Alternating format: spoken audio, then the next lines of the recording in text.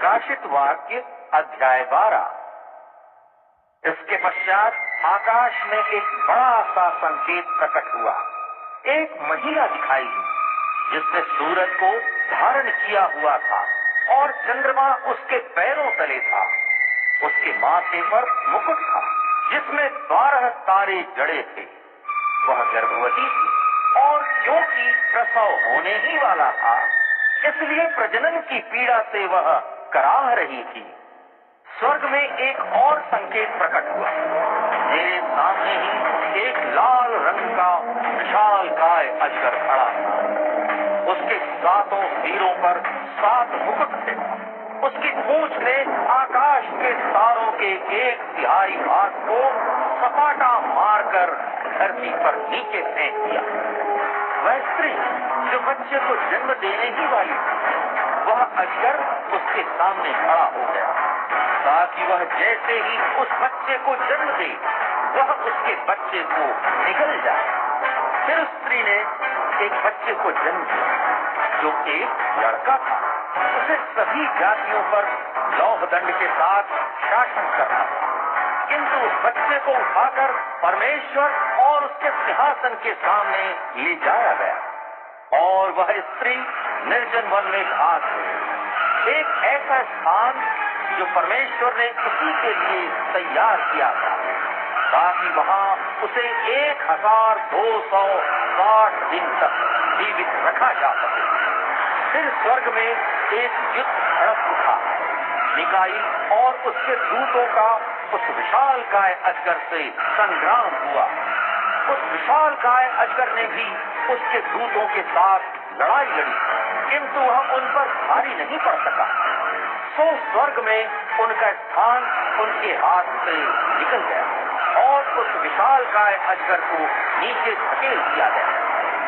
यह वही पुराना महानाग है जिसे दानव अथवा शैतान कहा गया है। यह समूचे संसार को चलता रहता है। हाँ, इसे धरती पर धकेल दिया गया था। फिर मैंने ऊंचे स्वर में एक आकाशवाणी को कहते सुना, यह हमारे परमेश्वर के विजय की घड़ी है। उसने अपनी शक्ति और संप्रभुता का बोध करा दिया है।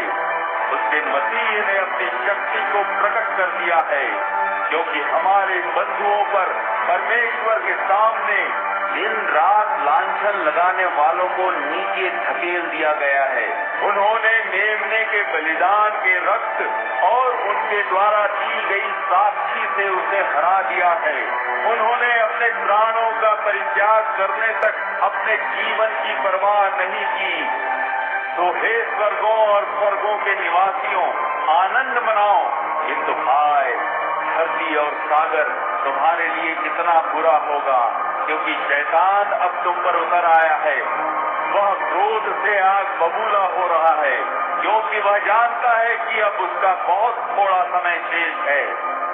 जब उस विशालकाय अजगर ने देखा कि उसे धरती पर नीचे धकेल दिया गया है, तो उसने उस स्त्री का पीछा करना शुरू कर दिया जिसने पुत्र जना था।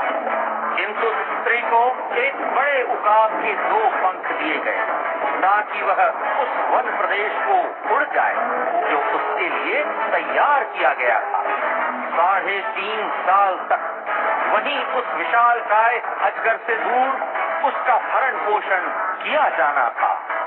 तब उस महानाग ने उस स्त्री के पीछे अपने मुख से नदी के समान जलधारा प्रवाहित की ताकि वह उसमें बहकर डूब जाए।